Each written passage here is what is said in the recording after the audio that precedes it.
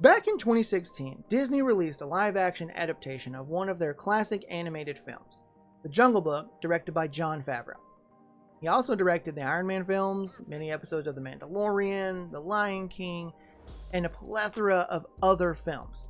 Yeah, the man's got a pretty good reputation and a pretty good backlog of good films. Except for Elf. No! I don't like Elf. You sit on a throne of lies. Now, sure, I've gotten less bothered by the film over the last decade, but overall, I still don't like that film. But I don't think it's John's fault. Pretty sure it's just Will Ferrell's fault. Did you hear that? You are so weird. Anyway, now, while this was not the first live-action Disney had ever produced, let alone the first live-action Jungle Book, look up the 1994 movie if you're curious. It takes a much more realistic approach to the story, more in line with the actual story itself, compared to the Disney-fied version with the singing and talking animals. However, something about the 2016 Jungle Book really stuck with audiences, even still to this day. People seem to really love this movie even after almost 10 years. In fact, it's one of Disney's top 5 highest grossing live-action films. But you may be wondering, what does this have to do with the upcoming live-action Lilo and Stitch movie? Well, be patient. I promise I'm getting to the point. From 1994 until now, Disney has made 24 live-action remakes of their classic animated films, starting with The Jungle Book and 101 Dalmatians back in 1994 and in 1996, all the way to Mufasa, The Lion King in 2024, and Snow White here recently in 2025. Now, I like to separate these 24 movies into 2 different sections. Before the 2016 Jungle Book and after the 2016 Jungle Book.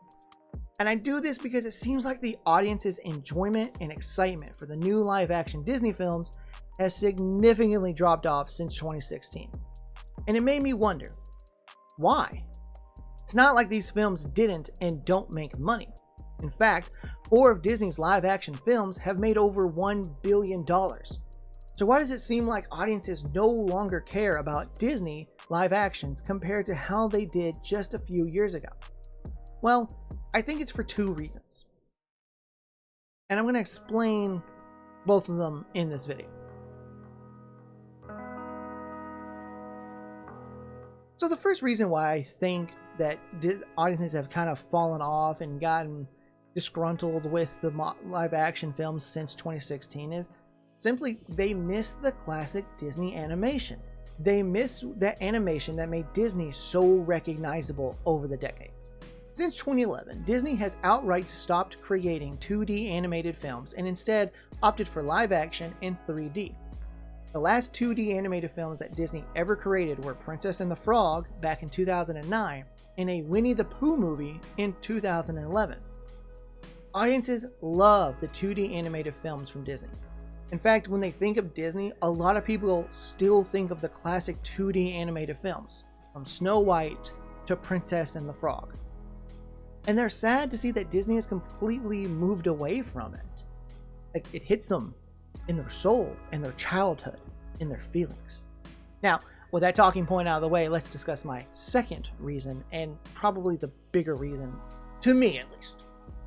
All right. Y'all shut up now.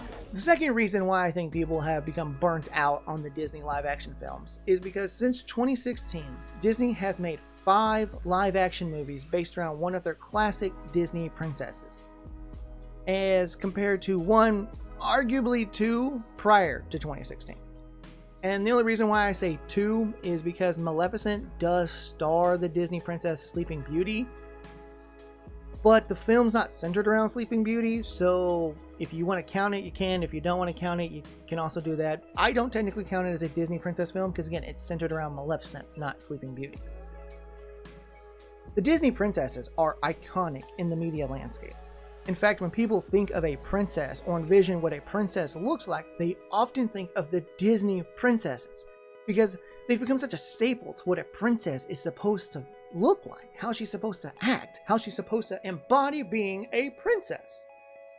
Frankly, audiences don't want to see their beloved Disney princesses ruined from their damn near perfect 2D versions to a mediocre or less than interesting live-action remake.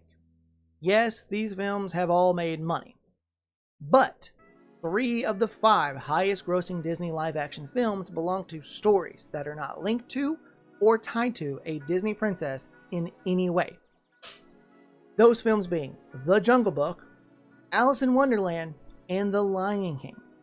3 highly recognized Disney IPs, but they have nothing to do with a Disney princess.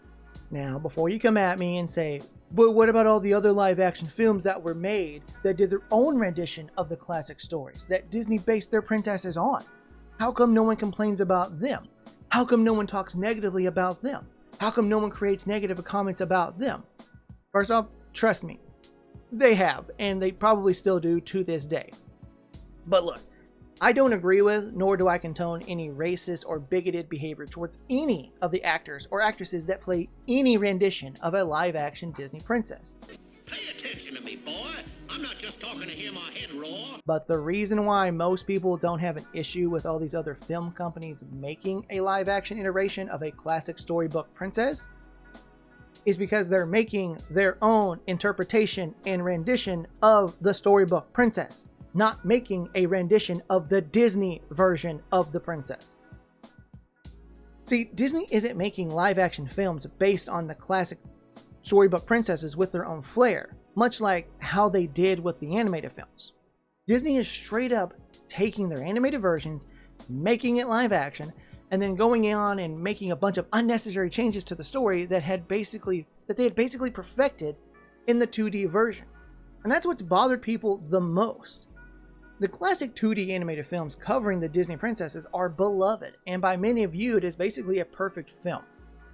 Sure, they have their own hiccups based on the story, and the time, and the place, and the history, etc, etc, etc, yeah.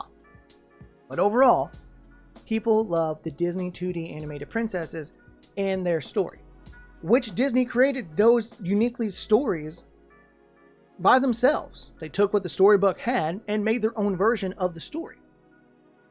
They took these iconic storybook princesses and gave them their own Disney version, which is what made people mad when the live action started covering the princesses more, but started making changes. Way too many changes. Looking at you, live action Mulan. You're not even remotely the same film. You took what made Mulan great in her original animated film, her intelligence and her quick wit, and turned it into magic. Plus, you removed all the songs. People wanted the songs, Disney. They love the songs. Yo, relax. Relax. Chill. Breathe. Are you good? Good? Alright. Right? Finish the video.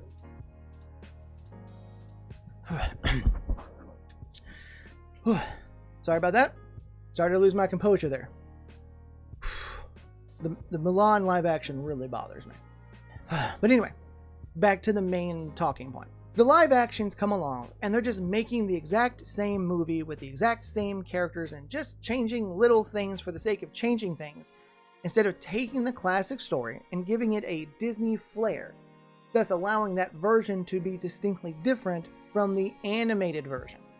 Instead of us getting 2 unique Disney versions of a classic storybook princess, we just get half-assed live-action remakes of better films. Which is what leads me back to the point of my video, and why I think the live-action Lilo and Stitch will work for audiences and get them excited for future live actions.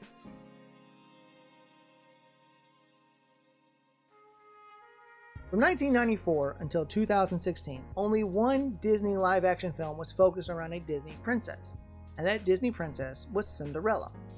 But before that, every other film was focused around a more underrated animation. And that's what the fans want to see. They want to see live-action iterations of a more underrated and more obscure Disney animated film. Films like Princess and the Frog, and Tangled. Look, yes, I know they are Disney princesses, but their films are heavily underrated compared to the other princess films. Treasure Planet, Atlantis: The Lost Empire, and you guessed it, Lilo and Stitch. For years, fans have been clamoring for a live-action Atlantis movie. It's such an underrated Disney animations, and fans want this underdog movie to be given its time to shine as a live-action, because they think the special effects and the acting and the setting and the story could really bring fresh new eyes to this very underrated film that deserves a lot more attention for how beautiful and amazing it is. It truly is a really fantastic Disney film, and it's easily one of the best animated films out there, but it got swept under the rug during its release, so hardly anybody knows about it, and it's sad. But it's also films like that people want to see brought to the live-action format.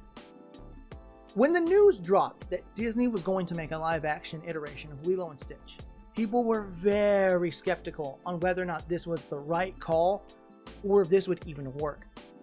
Many of the characters in Lilo and Stitch are aliens and have a very unique design that translates really well for 2D and even 3D animation. But in a live-action setting, people were very unsure if this would work.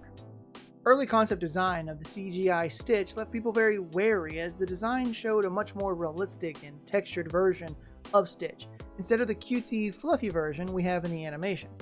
However, all fears were put to bed when the teaser trailer released back in November, and fans saw the live-action, well, CGI, Stitch, and he looked identical to the animated version. If you guys somehow haven't seen it, check it out. Like, he actually does look like the animated version, but in a more realistic setting.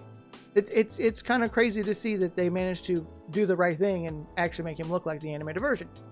The excitement grew, and the anticipation for the official trailer kept people talking for months to come. And on March 12, 2025, fans got their wish as the official trailer dropped, and everything about the trailer felt as if they pulled the animation straight to real life. Lilo felt like Lilo. Stitch looked and acted just like Stitch. Even the alien that said, "Yeah, he took the red one." He was accurate, and the fans were ecstatic. Now, sure, there were some criticisms that the live-action Earthling version of Pleakley wasn't a man in drag. And I think those criticisms are pretty valid. That is one of the characteristics of Pleakley through the original animated film. He's a male alien, but he dresses like a woman, and I think it would have been better to cast an actor who was either someone that already does that in their own time, or clearly make the actor that plays it, you have to dress up in woman's clothing. That's part of the character design for Pleakley. Like, if they weren't going to go with the whole, hey, not going to be a CGI alien wearing drag and going to give them actual human counterparts, so like when they come to Earth they look like humans, gotta at least make the character of Pleakley in the human form dressed like a woman. That's a part of Pleakley's gag. So I get that criticism 100%. The other criticism was that the snow cone guy wasn't eating a snow cone. I think that is really a tit for tat type of thing. Like, that's completely unnecessary, but that was a criticism that got brought up. And another criticism was that Nani didn't look like Nani. Though most of the criticism of Nani was because people just wanted their thick-thighed Nani. I mean, look at her. This was probably the most realistic Disney ever made an actual human being in their animated films look. And I don't blame the people that wanted to see a live-action Nani look like this, because the actress isn't as thick as her cartoon counterpart, as you can tell. But when you watch her in the trailer, she still feels like Nani overall. She just doesn't look as thick as Nani. And I think, while again, I understand we all wanted our thick-thighed Nani, it's okay. I think the actress that's playing her feels like Nani, and that's definitely the most important part about it. Now, of course, there were criticisms of the actress not being dark enough when she was first cast, but those losers just wanted to hate just to hate. There's no pleasing people like them. Then there is no pleasing you. All in all, fans and casual moviegoers alike seem to be excited about the new live-action Lilo and Stitch movie. far more than they seem to be about Snow White, Mufasa, or several of the other live actions that were released in the last several years, which only supports my theory even more.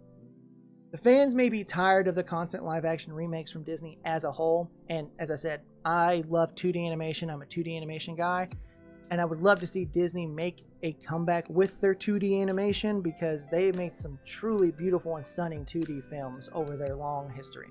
However, the fans do seem to have that spark of excitement, and they seem to be like super energetic and super ready to go watch this film because it seems to be like, hey, it's an underrated Disney animation and it's being given a chance to shine again, and that's what we want, even if it is live action.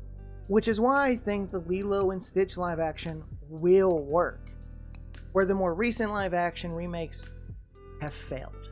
So what do you think? Do you think my theory has any legs to stand on, or am I just yapping to the void? Would you like to see Disney make more live action remakes of their underrated animated films, or do you want Disney to go back to doing strictly 2D and 3D animations, much like myself? Are you even excited to go out and watch new live action remakes?